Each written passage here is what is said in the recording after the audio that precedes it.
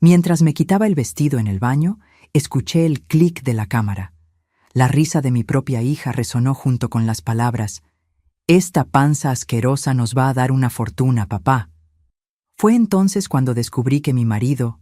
Bueno, eso se los contaré a lo largo de esta historia. Buenos días, buenas tardes o buenas noches, mis queridos.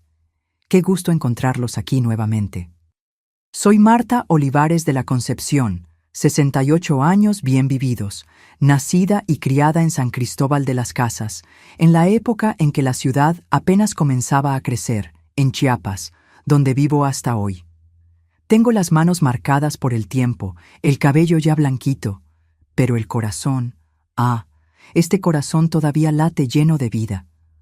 Hoy está un día tan hermoso aquí en mi portal, los jacarandás floreciendo en las calles, el cielo más azul que he visto.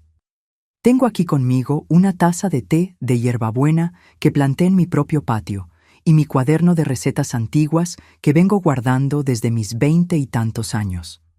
Cada página tiene una historia. Cada mancha de aceite en la hoja me recuerda una comida compartida. ¿Saben qué es lo que más me gusta hacer hoy en día?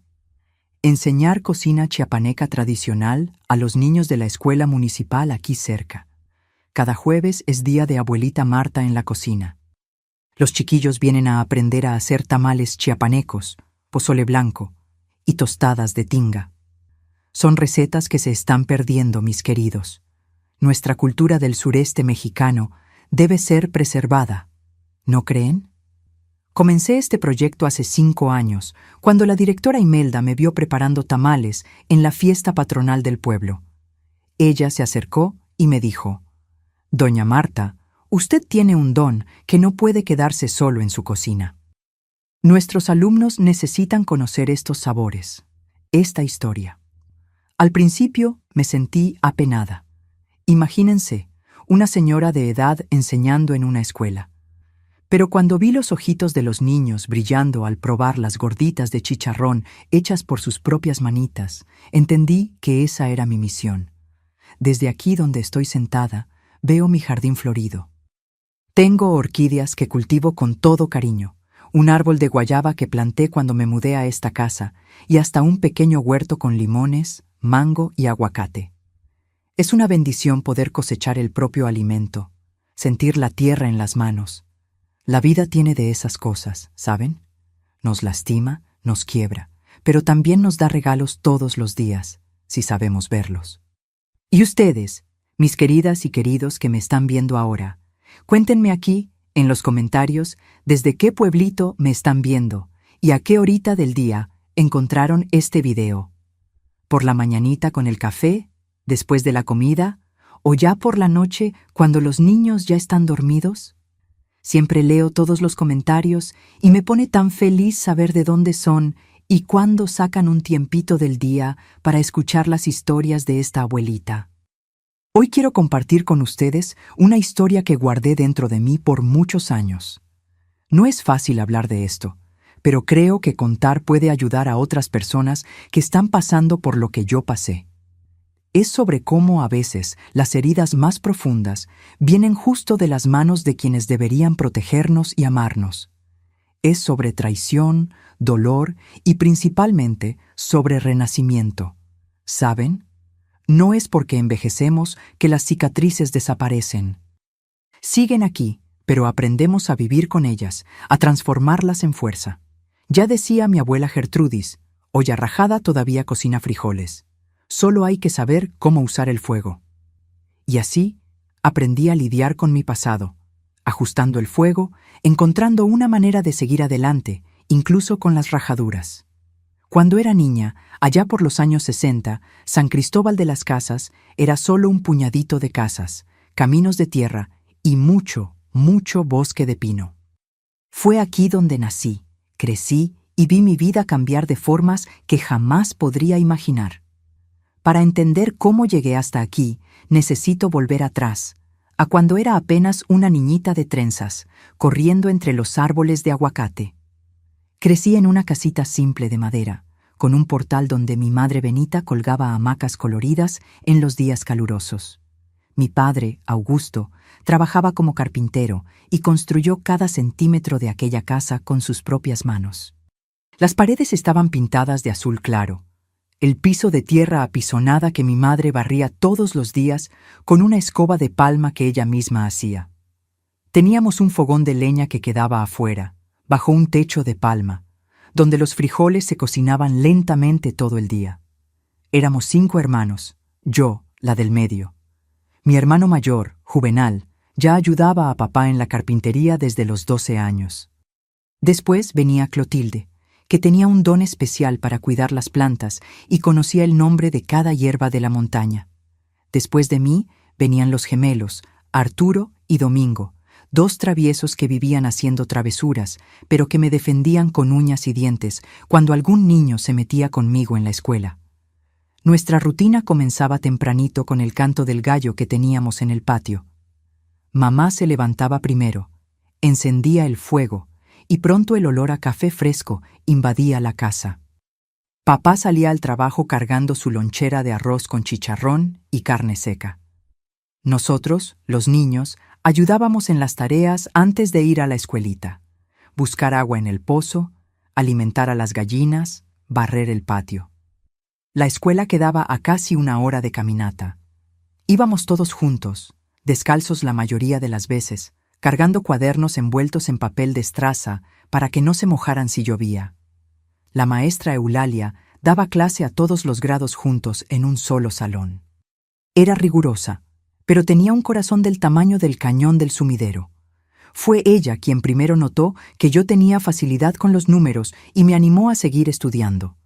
En las horas libres, nuestros juegos eran simples. Pescábamos mojarras en el arroyo El Cedro con cañas de bambú y anzuelos que Juvenal hacía. Subíamos a los árboles para recoger frutas, mangos, guayabas, ciruelas. Las niñas jugábamos a la casita bajo el árbol de ahuehuete, usando los frutos caídos como comidita.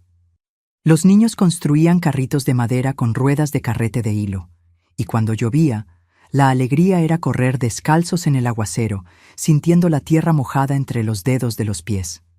Teníamos una vecina, doña Quiteria, que era como una segunda abuela para nosotros. Viuda, vivía sola en una casita color rosa y hacía los mejores dulces de leche y de calabaza de la región. En las tardes de domingo, después de la misa en la capillita de San Francisco, íbamos todos a su casa a escuchar historias de aparecidos mientras comíamos sus dulces maravillosos. Fue con ella que aprendí mis primeros secretos de cocina. San Cristóbal, en aquella época, era un lugar donde todos conocían a todos. La ciudad todavía estaba naciendo, y las familias que llegaban venían principalmente de Oaxaca y Veracruz, buscando tierras baratas para plantar café y criar ganado. No teníamos luz eléctrica, solo quinqués de petróleo que encendíamos cuando el sol se ponía. Agua entubada, ni pensarlo. El lujo era tener un aljibe en el patio. Las fiestas de la comunidad eran los momentos más esperados. En la fiesta de San Juan, las muchachas se arreglaban con vestidos coloridos y los muchachos competían para ver quién saltaba la hoguera más alta. En la fiesta del Señor de Esquípulas, las banderas coloradas adornaban la ciudad entera y la procesión pasaba de casa en casa tocando y cantando. Mamá siempre hacía una hornada especial de gorditas de nata y buñuelos para recibir a los peregrinos. Fue en una de esas fiestas, la del Señor de Esquípulas, que noté algo extraño por primera vez. Yo debía tener unos 10 años. Estaba bailando la danza de los viejitos con los otros niños cuando noté que había un hombre mirándome de una manera diferente. Era don Olimpio, dueño de la única tienda del pueblo. Sentí un escalofrío malo y corrí hacia donde estaba mi madre. Le conté lo que había pasado, pero ella solo dijo: «Déjate de eso, niña. Los hombres miran, así son, tendrás que acostumbrarte». Aquello se quedó martillando en mi cabeza. ¿Por qué tenía que acostumbrarme a algo que me hacía sentir mal? No entendí en aquel momento, pero fue la primera vez que percibí que ser niña tenía sus complicaciones en este mundo. Conforme fui creciendo, noté que mi madre parecía cada vez más cansada. Papá, que siempre fue un hombre trabajador, comenzó a llegar tarde, oliendo a tequila. Las peleas fueron haciéndose más frecuentes. Una noche, desperté con el ruido de algo rompiéndose y los gritos de mi madre. Me quedé bajo las cobijas, temblando, sin saber qué hacer. A la mañana siguiente, vi que ella tenía un corte en el labio y un ojo morado. Cuando pregunté qué había pasado, me dijo que se había caído de la escalera. No había escalera en nuestra casa. Fue ahí que comencé a entender que las apariencias engañan. Por fuera, éramos una familia como cualquier otra de San Cristóbal. Por dentro, comenzábamos a derrumbarnos como un hormiguero después de la lluvia. Juvenal, mi hermano mayor, fue el primero en irse. No aguantó ver lo que estaba pasando y partió para trabajar en los campos de agave en Jalisco, más al norte del país. Clotilde se casó a los 16 años con un muchacho de Comitán, más para huir de casa que por amor. Quedamos nosotros tres, los más pequeños, a merced de los humores cada vez más inestables de mi padre. Mamá fue cambiando también. Antes tan conversadora y llena de historias, ahora pasaba los días en silencio, cocinando y lavando ropa, como si fuera un fantasma de sí misma. A veces, cuando creía que nadie la estaba mirando, la sorprendía llorando bajito mientras movía los frijoles en el fogón. En la escuela, la maestra Eulalia notó que algo no andaba bien conmigo. Un día me llamó después de clase. «Marta», dijo, sosteniendo mis manos, «una niña inteligente como tú necesita estudiar más. Hay una escuela mejor en San Cristóbal. Mi hermana trabaja allá y puede acogerte». Me quedé dividida entre la esperanza de una vida mejor y el miedo de dejar a mis hermanos atrás. Fue en esa misma época que mi padre perdió el empleo en la carpintería. Comenzó a pasar días enteros sentado en el portal, bebiendo y refunfuñando sobre cómo la vida había sido injusta con él. Cuando intentábamos hablarle, nos mandaba callar con palabras duras que nunca olvidaré. «Bocas inútiles para alimentar», decía, mirándonos a nosotros, los niños. Una noche, después de una borrachera peor que las otras, llegó a casa gritando que iba a acabar con todo. Agarró un machete y comenzó a romper los pocos muebles que teníamos. Mamá nos mandó correr a casa de doña Quitería. Pasamos la noche allí, oyendo a lo lejos el sonido de la destrucción de nuestra casa y de nuestra infancia.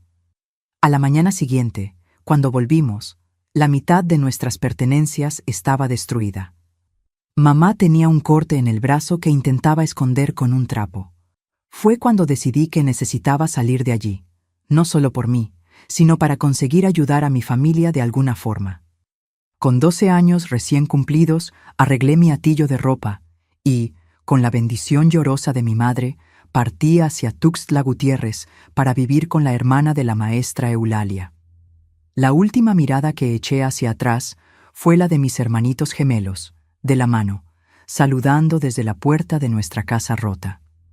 Me prometí a mí misma que un día volvería para buscarlos. La casa de doña Zenaida, hermana de la maestra Eulalia, quedaba en un barrio sencillo de Tuxtla llamado Terán.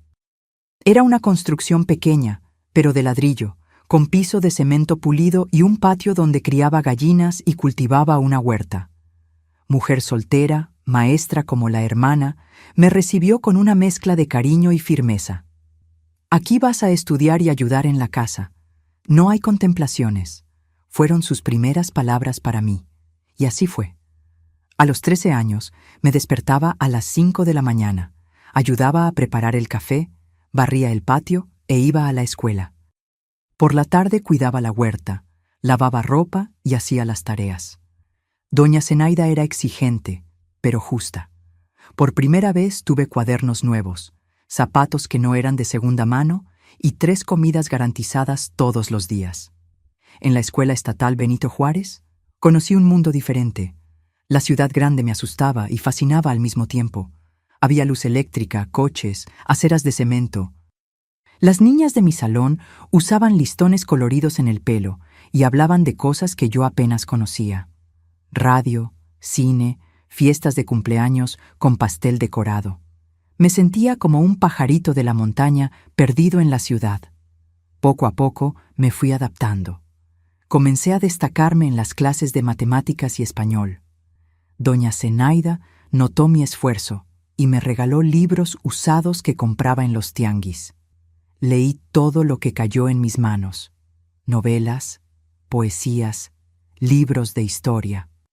Por la noche, antes de dormir, escribía cartas para mi madre y mis hermanitos, contándoles sobre mi nueva vida.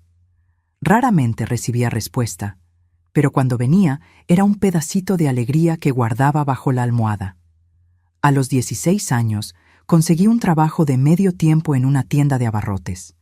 La mitad de mi salario iba para doña Zenaida, que guardaba cuidadosamente para mis estudios futuros.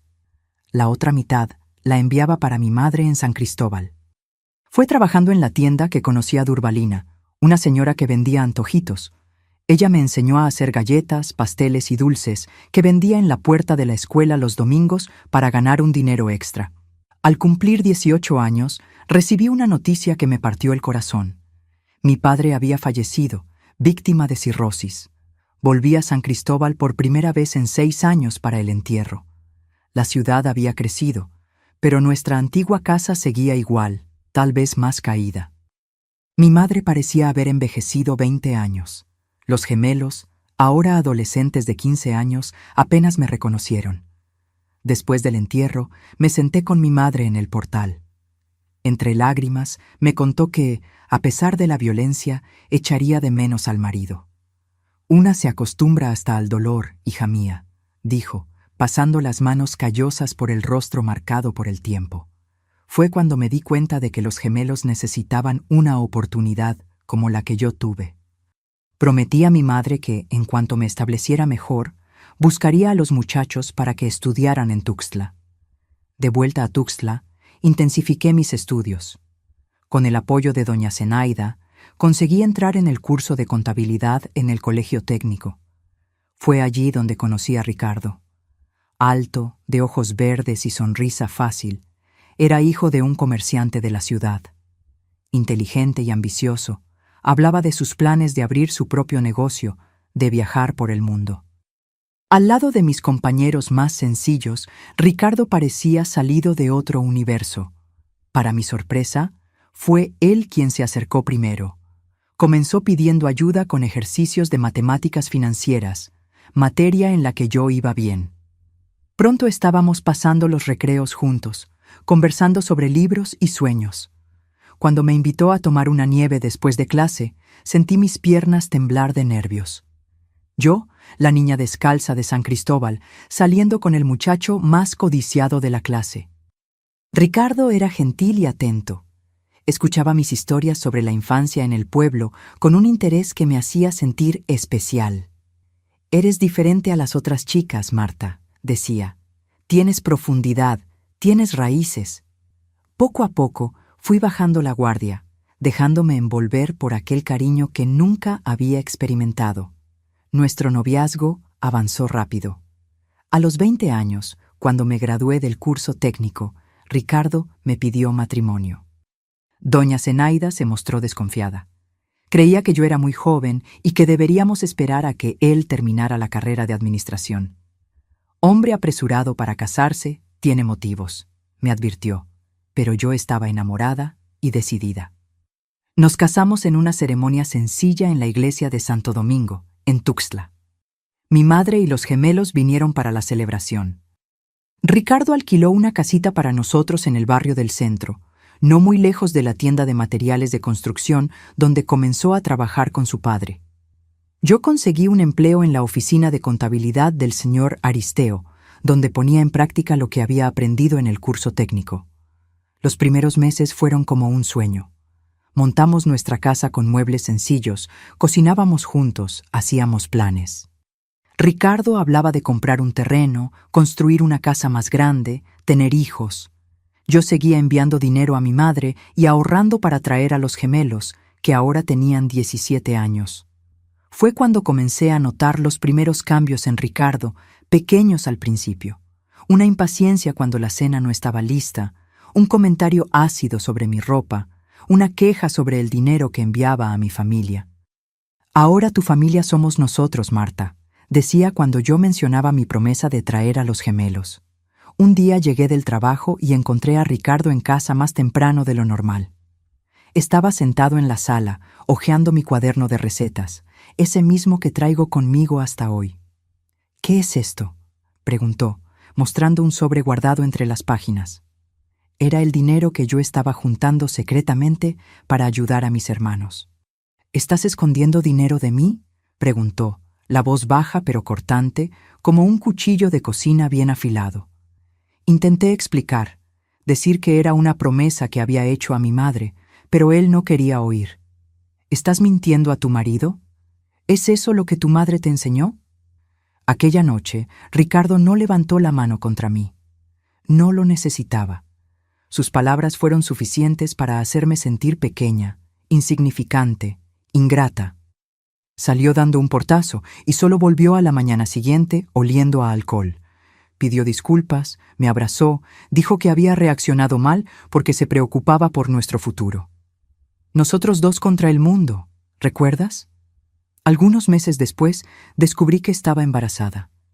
Ricardo se puso radiante, dejó de beber, volvió a ser atento, comenzó a hacer planes para el bebé. Compramos una cuna de segunda mano y la pintamos de blanco. No sabíamos si sería niño o niña, pero yo secretamente deseaba una niña. Julia nació en una madrugada calurosa de enero de 1982. Linda, con los ojos verdes del padre y los cabellos oscuros como los míos. Cuando la puse en el regazo de Ricardo por primera vez, vi lágrimas en sus ojos. «Es perfecta», susurró. «Vamos a darle todo lo mejor que el mundo tiene». Por un tiempo, vivimos en relativa armonía. Ricardo fue ascendido en la tienda. Yo dejé de trabajar para cuidar a Julia. Los gemelos acabaron siguiendo sus propios caminos. Arturo se fue al ejército y Domingo consiguió empleo en una hacienda en el norte del estado. Mi madre falleció silenciosamente durante el sueño cuando Julia tenía 2 años. No pude ni ir al entierro, pues estaba con la niña enferma. Conforme Julia crecía, Ricardo se volvía cada vez más controlador, pero de una manera sutil, que en aquel momento confundí con cuidado y amor. Escogía la ropa que yo debía usar, decidía con quién podíamos relacionarnos, controlaba cada centavo que entraba y salía. «Estoy cuidando de ustedes», decía. «El mundo allá afuera es peligroso». Cuando Julia cumplió 7 años, Ricardo consiguió dinero para abrir su propia tienda de materiales eléctricos. Los negocios fueron bien desde el principio. Nos mudamos a una casa más grande, en un barrio mejor. Julia entró en una escuela privada. Por primera vez teníamos cierto confort. Fue cuando Ricardo comenzó a distanciarse. Pasaba cada vez más tiempo en la tienda, siempre con el celular en la mano, hablando bajo cuando yo me acercaba. «Es trabajo, Marta. Tú no entenderías», decía cuando yo preguntaba. «Alguien tiene que garantizar la comodidad de esta casa». Fue en esa época que noté los cambios en Julia también. La niña dulce y cariñosa fue dando lugar a una preadolescente distante y crítica. Comencé a percibir sus miradas de desaprobación, sus comentarios sobre mi manera de hablar, de vestirme, de cocinar. «Mamá, ese vestido es tan pueblerino», decía. «O, ¿por qué no hablas bien como las madres de mis amigas?». Cada crítica era como un pequeño pinchazo en mi corazón. Intentaba conversar con Ricardo sobre el comportamiento de la niña, pero él lo minimizaba. «Es una fase, Marta. Todas las niñas pasan por esto». A veces, hasta atrapaba una sonrisita en la comisura de su boca cuando Julia hacía algún comentario particularmente cruel sobre mí. Un día, cuando Julia tenía 12 años, entró al baño mientras me duchaba. Instintivamente, intenté cubrirme. Siempre fui reservada. Nunca me sentí cómoda mostrando mi cuerpo. «¡Qué asco, mamá!», exclamó con una expresión de repugnancia. «¡Qué feo es tu cuerpo! Mira esas estrías, esa panza caída». No es de extrañar que papá llegue tarde a casa. Me quedé paralizada, el agua corriendo por mi cuerpo, las palabras de ella corriendo por mi alma. No supe qué responder. Solo pedí, con voz temblorosa, que saliera y me dejara terminar la ducha en paz. Aquella noche, lloré silenciosamente en la almohada, recordando a la niña que había sido en San Cristóbal, llena de sueños, y preguntándome dónde me había equivocado. Lo que no sabía es que aquel episodio en el baño era apenas el comienzo de una pesadilla que duraría años.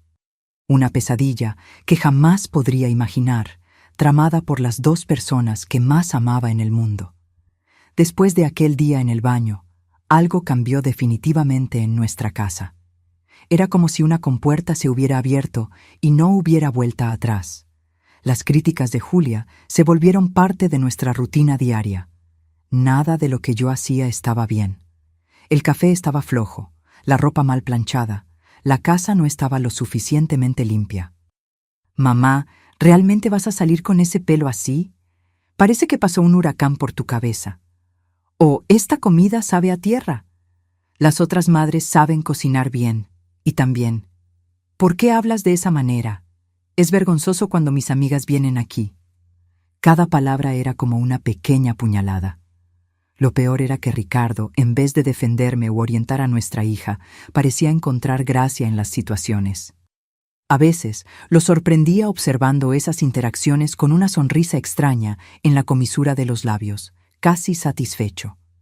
Cuando intentaba conversar con él sobre el comportamiento de Julia, la respuesta era siempre la misma. «Estás exagerando, Marta. Ella solo está creciendo, descubriendo quién es. Todas las adolescentes son así». Y completaba: «Tal vez deberías esforzarte más para actualizarte, mejorar un poco». Así fui volviéndome cada vez más insegura y aislada. Las pocas amigas que tenía en Tuxtla fueron alejándose. Ricardo siempre encontraba defectos en ellas, decía que eran interesadas o malas influencias. Mis contactos con los hermanos se resumían a llamadas rápidas en fechas conmemorativas.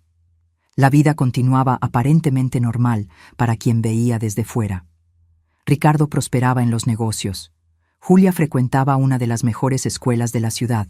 Tenía clases de ballet, inglés, natación. Vivíamos en una casa bonita en el barrio Jardines de Tuxtla, con 3 habitaciones, patio y hasta una pequeña piscina. Pero entre aquellas paredes, yo me sentía cada vez más como una extraña, una sirvienta en mi propia casa. Fue cuando Julia entró en la adolescencia que las cosas empeoraron significativamente. A los 14 años, ya era una muchacha bonita con los rasgos del padre y mi estatura. Tenía un grupo de amigas de la escuela, chicas de familias acomodadas, que la visitaban ocasionalmente.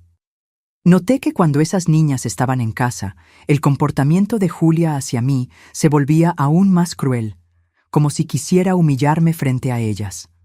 Una tarde volví más temprano del supermercado y encontré a Julia y sus amigas en la sala.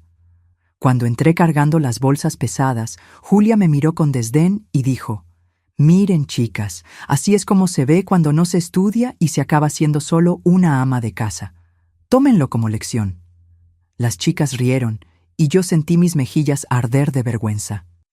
Bajé la cabeza y fui directamente a la cocina, las lágrimas empañando mi visión mientras guardaba las compras. En otra ocasión, estaba planchando mientras Julia conversaba con Ricardo en la sala. «Papá», dijo lo suficientemente alto para que yo oyera, «¿por qué te casaste con mamá? Es tan simple. Podrías haber elegido a alguien mejor». El silencio que siguió a la pregunta dolió más que cualquier respuesta. Ricardo no me defendió. Simplemente cambió de tema.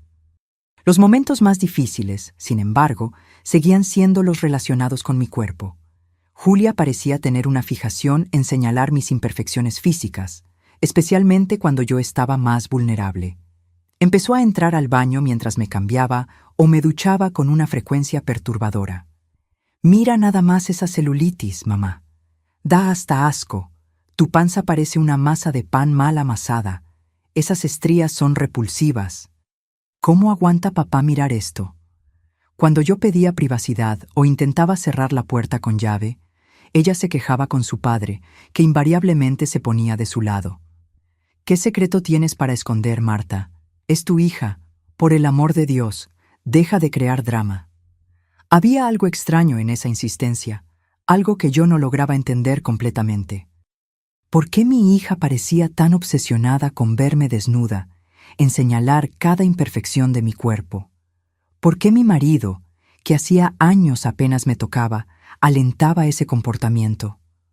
Un día, me di cuenta de que algunas prendas íntimas mías habían desaparecido del cajón. Cuando pregunté a Julia y Ricardo si las habían visto, ambos me miraron como si estuviera loca. «Te estás volviendo paranoica, Marta», dijo Ricardo. «Probablemente las tiraste y ni te acuerdas».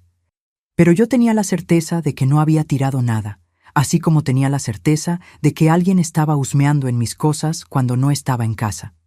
Comencé a notar otros detalles perturbadores. A veces, al entrar en una habitación, tenía la sensación de que Ricardo y Julia acababan de interrumpir una conversación. Intercambiaban miradas cómplices, como si compartieran un secreto del que yo estaba excluida.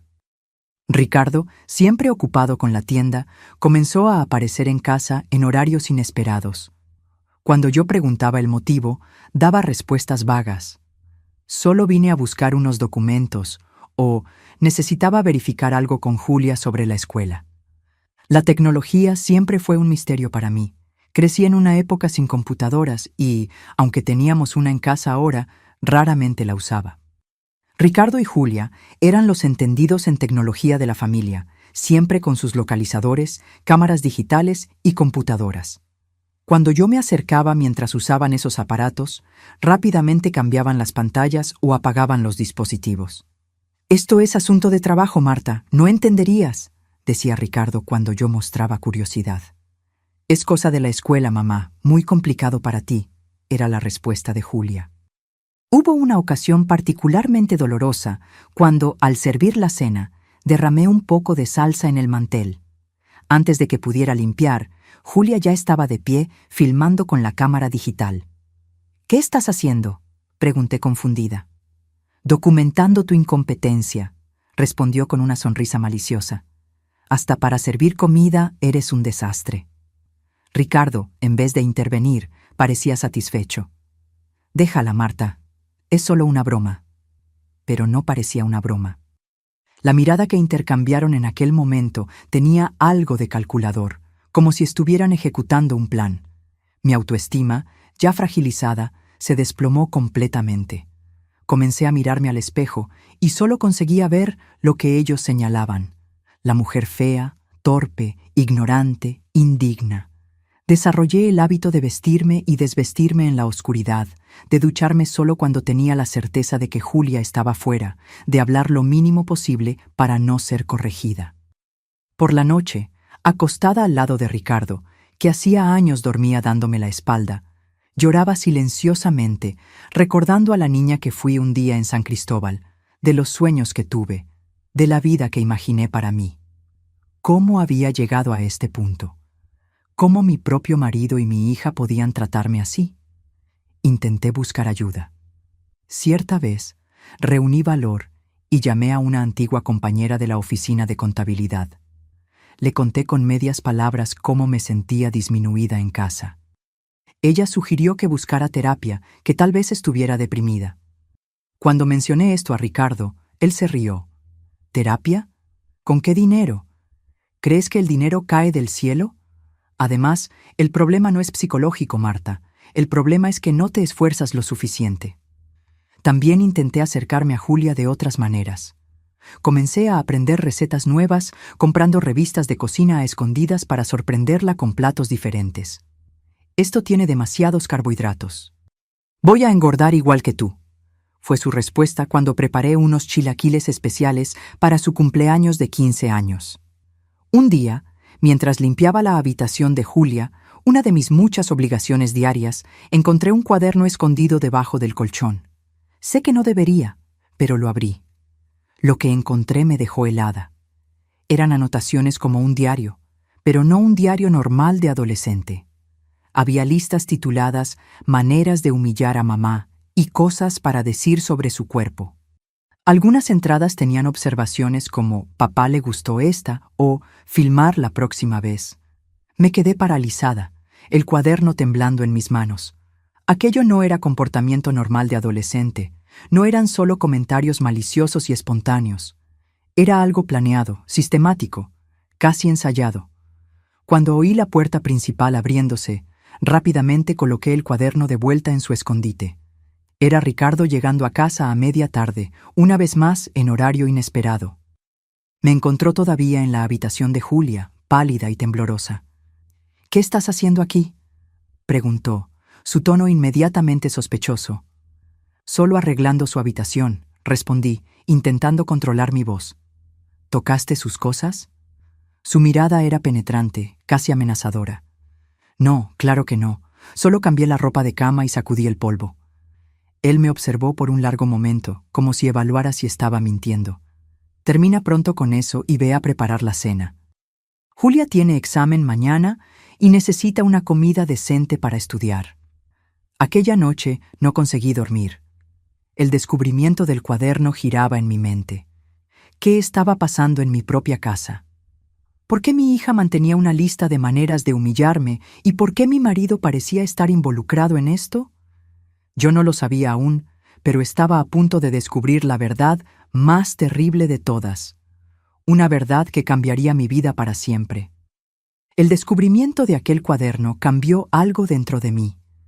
Durante días observé a Ricardo y Julia con otros ojos, notando los cuchicheos, las miradas cómplices, los mensajes que intercambiaban en el celular. Había un plan en marcha y yo estaba en el centro de él, pero aún no comprendía completamente el qué o el por qué. Cierta noche, Ricardo anunció que necesitaría viajar a Tapachula para una feria de materiales eléctricos. Estaría fuera por 2 días. «¿Estarás bien sola con Julia?», preguntó como si yo fuera la adolescente y no la madre. Asentí, sintiendo una mezcla de alivio por su ausencia y aprensión por quedarme sola con mi hija, que parecía despreciarme cada vez más. Al día siguiente de la partida de Ricardo, Julia salió temprano para la escuela y después iría directamente a casa de una amiga, donde pasaría la tarde estudiando para los exámenes.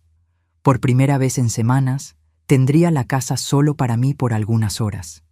Una sensación extraña de libertad, incluso dentro de mi propio hogar. Aproveché para hacer una limpieza más profunda, algo que me calmaba desde los tiempos en que vivía con doña Zenaida. Mientras limpiaba el despacho de Ricardo, una habitación donde raramente entraba, pues él siempre decía que no quería que tocaran sus papeles, noté que la computadora estaba encendida. Probablemente él la había olvidado apagada en la prisa de salir para el viaje. Me detuve, escoba en mano, mirando la pantalla en modo de descanso. Nunca fui de hurgar en las cosas de Ricardo. Respetaba su espacio, sus reglas, pero después de encontrar aquel cuaderno de Julia, después de años sintiendo que había algo mal, una fuerza mayor que mi vacilación me empujó hacia la silla frente a la computadora. Cuando moví el ratón, la pantalla se iluminó. No había contraseña. Ricardo probablemente nunca imaginó que yo tendría el valor de usar su computadora. En la pantalla, una ventana abierta mostraba una carpeta llena de archivos con fechas. Hice clic en uno de ellos, fechado 3 semanas atrás. Lo que vi hizo que mi sangre se helara en las venas. Era un video mío en el baño, desnuda. La cámara estaba posicionada en un ángulo que yo nunca sospecharía, capturando cada movimiento mientras me desvestía para entrar en la ducha. La calidad era buena, casi profesional. Y entonces la voz de Julia fuera de cámara. «Mira nada más esas lonjas, parece una cerda». Y mi rostro en el video se contrajo de dolor, pero continué desvistiéndome, sin percibir que estaba siendo filmada. Mis dedos temblaban tanto que casi no conseguía hacer clic para cerrar el video, pero había decenas de otros archivos similares, todos con fechas diferentes, cubriendo años. Con el corazón en la garganta, abrí otro archivo, esta vez de una carpeta diferente llamada Especiales. Era otro video mío, pero esta vez estaba cocinando. La cámara parecía estar escondida en algún lugar de la cocina. Julia entró en el cuadro y comenzó a hacer comentarios sobre mi apariencia, mi manera de hablar, mi incompetencia.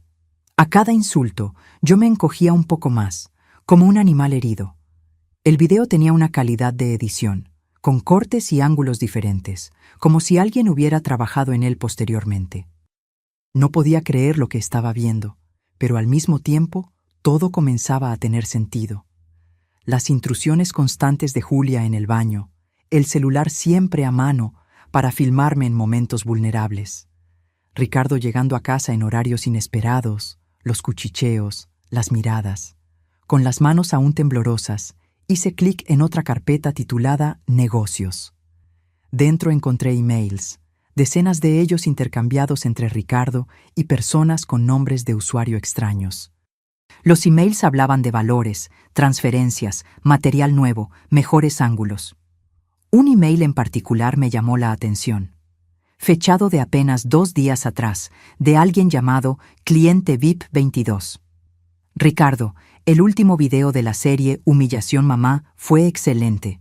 La reacción de ella cuando la chica criticó su cuerpo en la ducha vale cada centavo.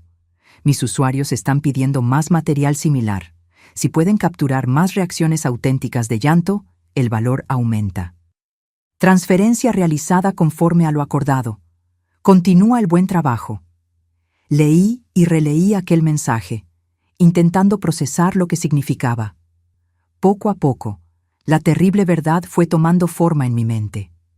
Ricardo y Julia no estaban solo humillándome por crueldad gratuita, estaban filmándome, editando los videos y vendiéndolos, vendiendo mi humillación, mi dolor, mi cuerpo desnudo y envejecido expuesto contra mi voluntad. Estaban lucrando con mi sufrimiento. Lágrimas vinieron calientes y abundantes, corriendo por mi rostro y cayendo sobre el teclado. Casi vomité allí mismo ante aquella pantalla que revelaba la monstruosidad que ocurría bajo mi propio techo, perpetrada por el hombre con quien compartí mi vida por más de 2 décadas y por la niña que llevé en mi vientre. No sé cuánto tiempo quedé allí paralizada, llorando. Cuando finalmente conseguí moverme, un pensamiento se apoderó de mí. Necesitaba pruebas. Si confrontaba a Ricardo solo con lo que había visto, él lo negaría todo. Diría que yo estaba loca inventando cosas, como ya había hecho tantas veces. Con una memoria USB que encontré en el cajón del escritorio, comencé a copiar todos los archivos que podía.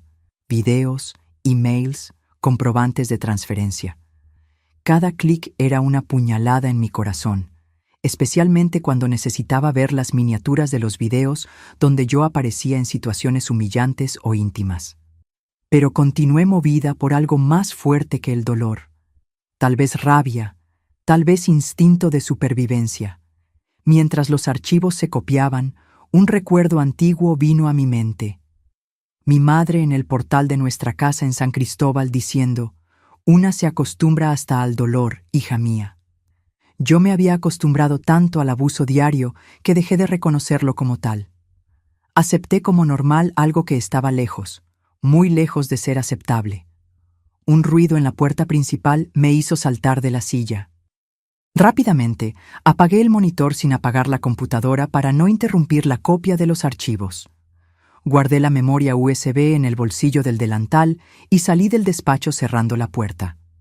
Agarré la escoba que había dejado apoyada en la pared y fingí estar limpiando el pasillo. Era Julia, volviendo más temprano de lo esperado. Cuando me vio, su mirada fue de desprecio, como siempre. «¿Qué estás haciendo cerca del despacho de papá?», preguntó inmediatamente desconfiada. «Solo limpiando, hija», respondí, intentando controlar el temblor en la voz, evitando mirarla directamente. ¿Cómo podría mirar a mi propia hija después de lo que había descubierto? ¿Cómo continuaría viviendo bajo el mismo techo que ellos, sabiendo lo que hacían? ¿Entraste ahí dentro? Sus ojos se estrecharon, acusadores. «No, claro que no. Tu padre no quiere que toque sus cosas, ya sabes eso». La mentira salió con más facilidad de lo que esperaba. Tal vez porque, por primera vez en años, estaba luchando por mí misma. Julia pareció satisfacerse con la respuesta, o al menos fingió creerme. «Voy a ducharme, no me molestes», dijo yendo a su habitación. Tan pronto como entró al baño y oí la ducha encendida, volví rápidamente al despacho. La copia de los archivos había terminado. Apagué la computadora adecuadamente, guardé la memoria USB dentro del sostén y salí, asegurándome de dejar todo exactamente como estaba antes. Aquella noche no conseguí dormir.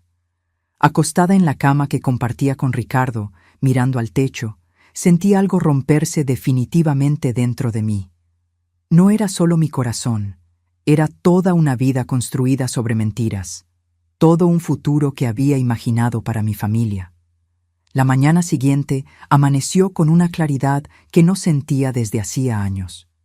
Mientras preparaba el desayuno para Julia, como hacía todos los días, mi mente trabajaba en un plan. No podía confrontarlos directamente. Sería peligroso y ellos ciertamente destruirían las evidencias.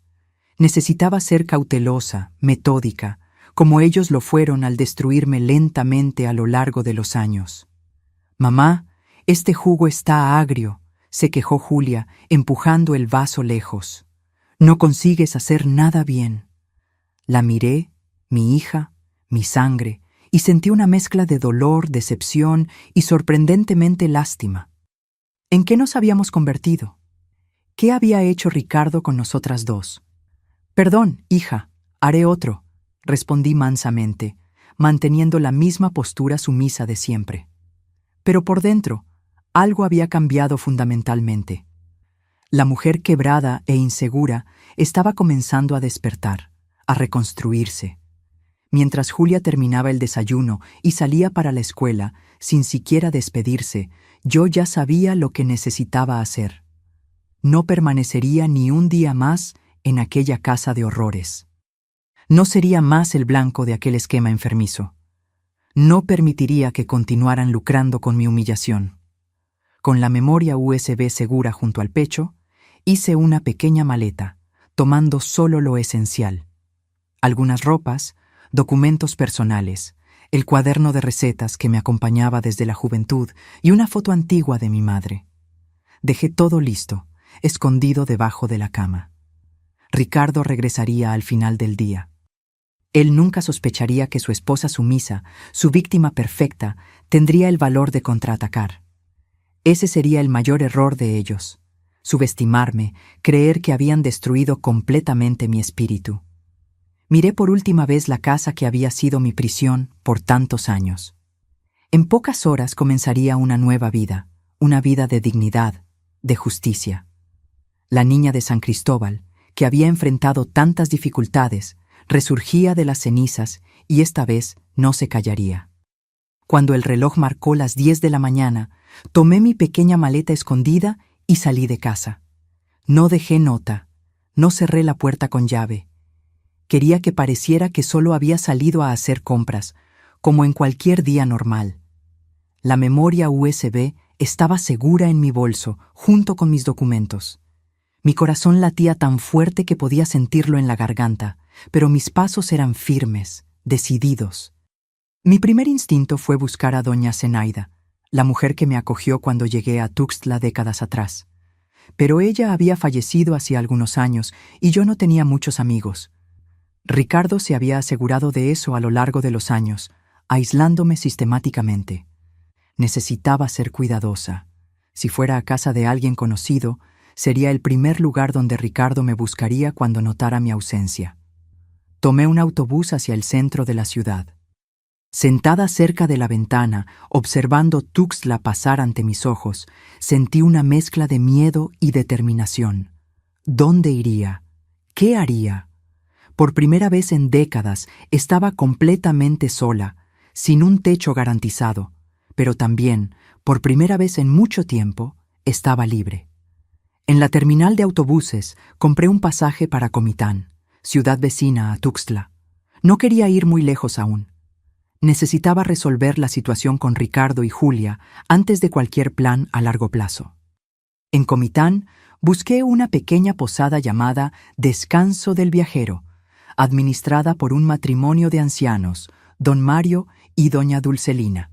Pagué 2 días por adelantado con parte del dinero que había ahorrado secretamente a lo largo de los años, escondiendo algunas monedas aquí y allá del cambio de las compras. La habitación era simple: una cama individual, un armario pequeño, un baño limpio pero básico. Para mí parecía un palacio. Me senté en la cama, mirando por la ventana que daba a una calle tranquila, y, por primera vez en mucho tiempo, lloré libremente, sin miedo de ser ridiculizada o filmada.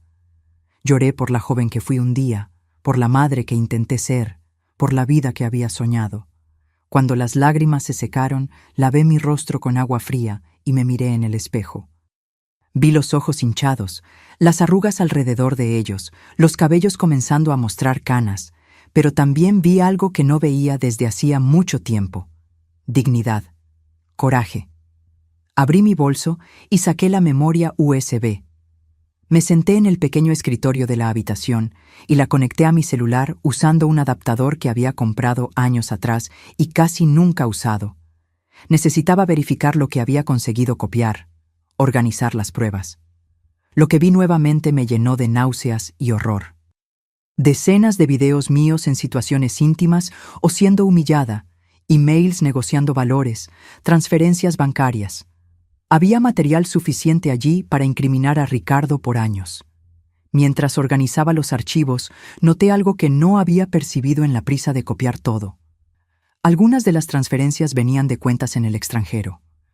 Lo que Ricardo estaba haciendo no era solo una violación a mi privacidad y dignidad. Era un esquema sofisticado, probablemente ilegal en varios niveles. Eso explicaba el crecimiento milagroso de sus negocios en los últimos años.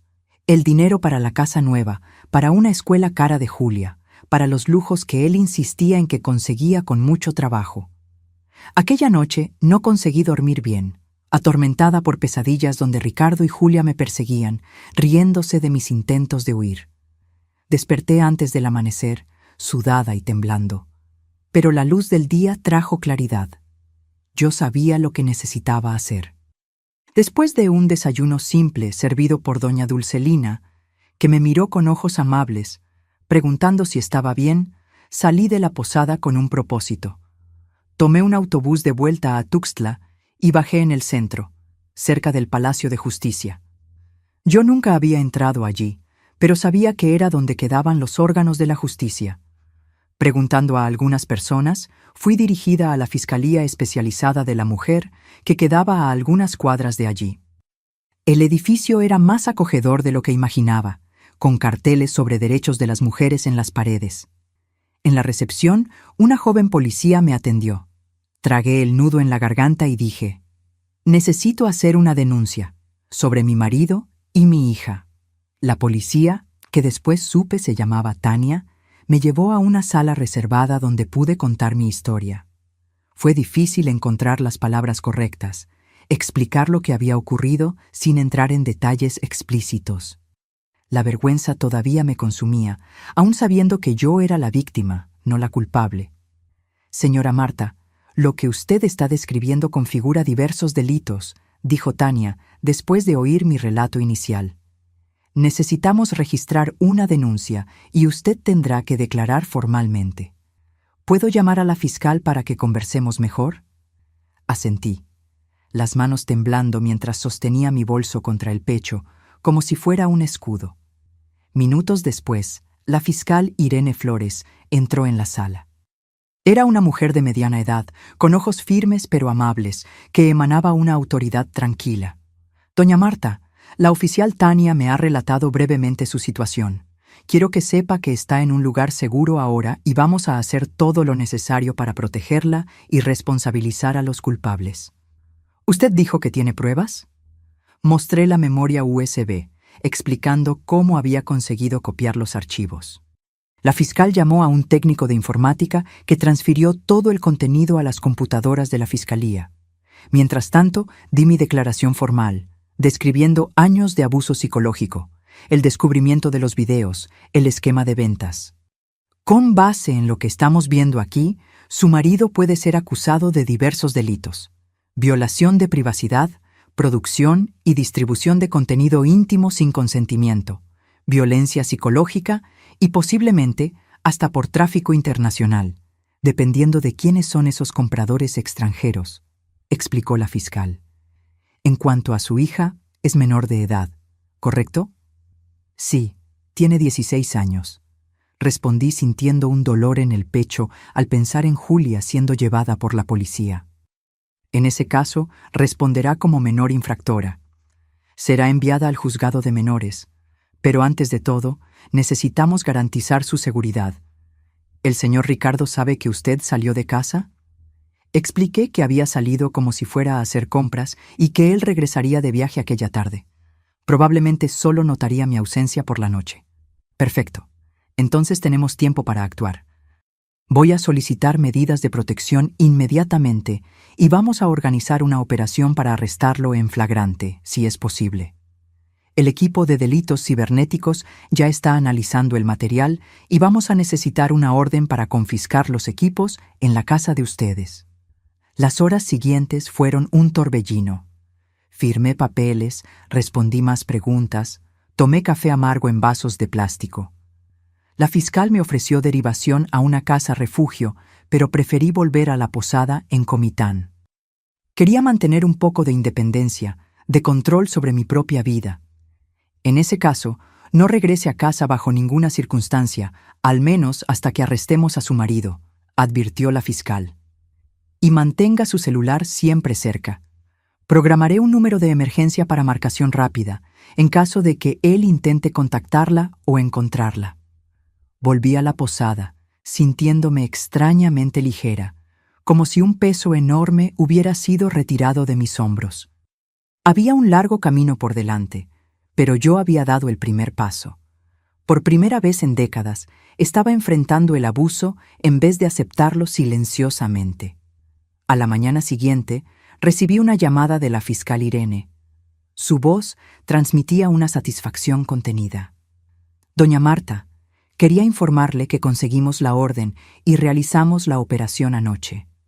Su marido fue arrestado en flagrante mientras accedía e intentaba borrar los archivos que usted nos mostró. Confiscamos todas las computadoras, celulares y medios de almacenamiento de la casa. En cuanto a su hija, fue detenida y enviada a la unidad socioeducativa, donde permanecerá hasta la audiencia. Me desplomé en la cama, temblando. Era real. Había ocurrido. Ricardo estaba preso. Julia estaba bajo custodia. Las lágrimas vinieron nuevamente, pero no eran solo de dolor. Había alivio en ellas y también duelo por la familia que pensé tener y que nunca existió realmente. ¿Y ahora?, pregunté. La voz entrecortada. Ahora comienza el proceso judicial. Será necesario que usted comparezca a algunas audiencias. Pero no se preocupe. Le proporcionaremos acompañamiento psicológico y asistencia jurídica gratuita. En cuanto al regreso a su casa... No quiero volver a esa casa, interrumpí, sorprendiéndome con mi propia firmeza. Hay demasiados recuerdos malos. Comprendo, pero legalmente la casa es un bien conyugal y usted tiene derecho a su parte. Sugiero que busque la Defensoría Pública para orientación sobre la división de bienes y divorcio. En los días que siguieron, fui orientada por la asistencia social de la Fiscalía y derivada a un grupo de apoyo a mujeres víctimas de violencia. Allí conocí a otras mujeres que, como yo, habían encontrado fuerzas para romper ciclos de abuso. Entre ellas estaba Ivanilda, una trabajadora social jubilada que se convertiría en una amiga preciosa en los meses siguientes. Fue Ivanilda quien me ayudó a encontrar un lugar para quedarme después de que dejé la posada, una pequeña habitación alquilada en su casa en Comitán. Fue ella también quien me animó a buscar terapia y a retomar mis habilidades de contabilidad para buscar un empleo. El proceso judicial fue largo y doloroso. Ricardo fue condenado a 8 años de prisión por diversos delitos, incluyendo producción y distribución de material íntimo, sin consentimiento, violencia psicológica y asociación con tráfico internacional de contenido impropio. En cuanto a Julia, la parte más dolorosa de todo, estuvo bajo tutela del Estado por 6 meses, recibiendo acompañamiento psicológico intensivo. Los informes indicaban que había sido manipulada por Ricardo desde temprano, desarrollando un comportamiento patológico en relación a mí. Nunca más volví a aquella casa en Jardines de Tuxtla. Con la orientación de la Defensoría Pública, conseguí mi parte en la venta del inmueble y de los otros bienes. No era una fortuna, pero era suficiente para recomenzar. Y fue pensando en ese recomienzo que tomé la decisión que cambiaría nuevamente el rumbo de mi vida.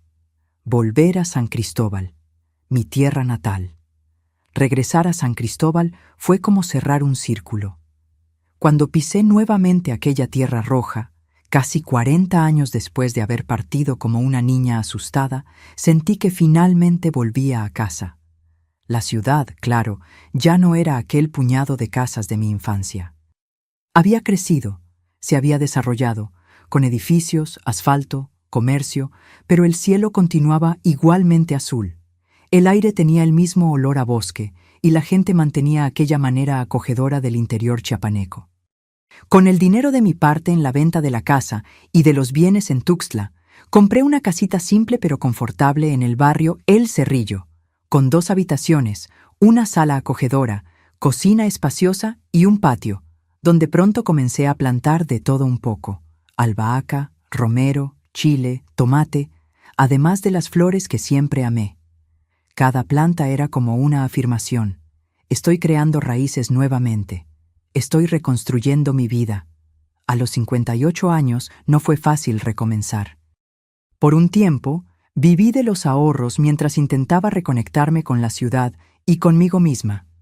La terapia que continué haciendo por teléfono con la psicóloga que había conocido en Tuxtla fue fundamental en ese proceso. Poco a poco, fui aprendiendo a mirarme al espejo sin oír las voces críticas del pasado, a valorar mis habilidades, a perdonarme a mí misma por haber permitido el abuso por tanto tiempo. Fue durante ese periodo de sanación que redescubrí mi amor por la cocina. Ya no como una obligación o fuente de críticas, sino como un placer, una forma de expresión. Comencé a rescatar las recetas antiguas que había aprendido con mi madre, con doña Quiteria, con Durbalina de la tienda. Experimentaba nuevas combinaciones, adaptaba platos tradicionales, invitaba a vecinos a probar mis creaciones. Mi vecina, Neusita, maestra jubilada, fue la primera en sugerir que hiciera de esto más que un pasatiempo. Marta, estos tamales son los mejores que he probado nunca. Deberías venderlos en el mercado. Al principio resistí la idea. Todavía me sentía insegura para exponerme así. Pero Neusita insistió hasta que un sábado de octubre, allí estaba yo con una mesita en el mercado, vendiendo tamales, gorditas y polvorones. Para mi sorpresa, todo se acabó antes del mediodía. La semana siguiente, tuve que hacer el doble y aún así no fue suficiente.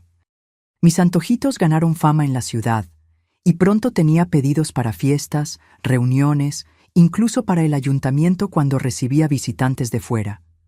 Era como si cada receta llevara un poco de mi historia, de mi resistencia, de mi renacimiento. Hoy, a los 68 años, mantengo una rutina tranquila y gratificante aquí en San Cristóbal. Me despierto temprano con el canto de los pájaros en el patio.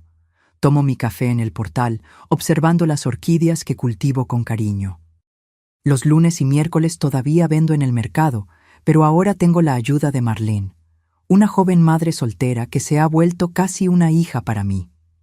Los jueves, como les conté, voy a la escuela municipal a enseñar cocina tradicional a los niños. Un proyecto que comenzó hace 5 años y se ha convertido en una de las grandes alegrías de mi vida. Mi casa está siempre con las puertas abiertas. Neusita aparece casi diariamente para un café.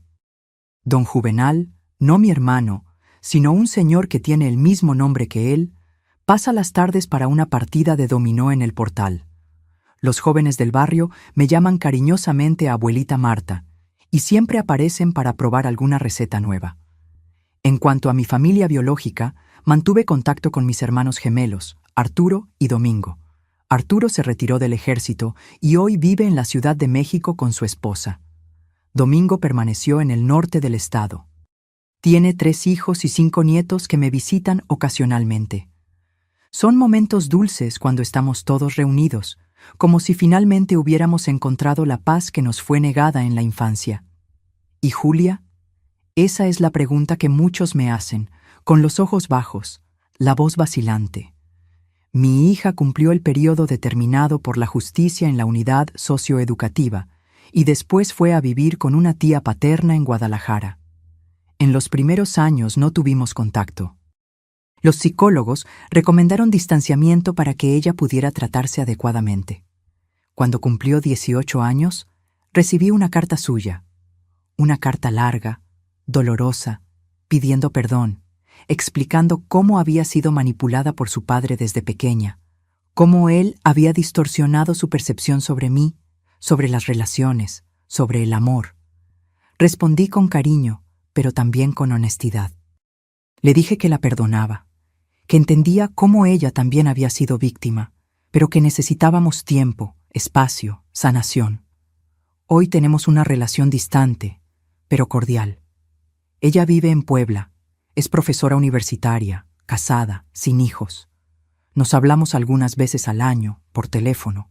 Tal vez un día la herida cicatrice completamente, tal vez no. Aprendí que algunas reconciliaciones ocurren lentamente a lo largo de décadas y otras permanecen incompletas. Y está bien, lo que importa es que encontré paz. En mi casita en San Cristóbal, rodeada por mi jardín florido, por las personas que me aman de verdad, por los niños que me llaman abuelita, aunque sin lazos de sangre, siento que finalmente estoy viviendo la vida que siempre merecí. No es una vida de lujos o grandes acontecimientos, pero está repleta de pequeñas alegrías auténticas, de dignidad, de propósito. A veces, cuando estoy enseñando a alguna niña a amasar una masa de pan, o cuando veo un atardecer especialmente hermoso tiñendo el cielo de San Cristóbal, pienso en el largo camino que me trajo hasta aquí, en los dolores, en las luchas, pero también en las manos que se extendieron para ayudarme en los momentos más difíciles. Y siento gratitud por la fuerza que descubrí en mí misma, por la oportunidad de recomenzar, por la posibilidad de transformar mi historia de dolor en un mensaje de esperanza para otros. Mis queridos, llego al final de esta conversación con el corazón ligero por haber compartido un pedazo tan íntimo de mi jornada.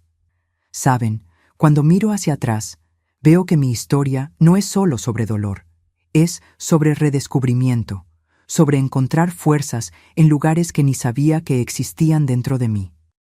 Para ustedes, mujeres que llevan cicatrices invisibles en el corazón, quiero decirles, sus traumas no definen quiénes son ustedes. Son apenas capítulos de una historia mucho mayor, una historia que aún está siendo escrita por sus propias manos. Por mucho tiempo, creí que necesitaba un salvador, alguien que viniera de fuera para rescatar mi dignidad. Pero descubrí que dentro de nosotras existe una fuerza silenciosa, adormecida tal vez, esperando apenas el momento adecuado para despertar. La reconstrucción no ocurre de la noche a la mañana, es como una lluvia fina en la montaña.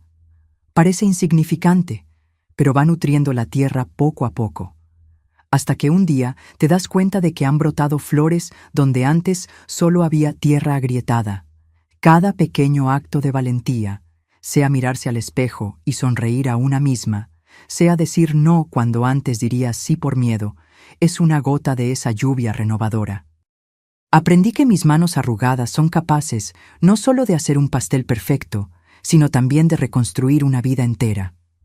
La edad me dio una sabiduría que muchos confunden con debilidad, pero es justo lo contrario. Hay una potencia silenciosa en nosotras, mujeres maduras, que atravesamos tormentas y aún así mantenemos la capacidad de cultivar jardines.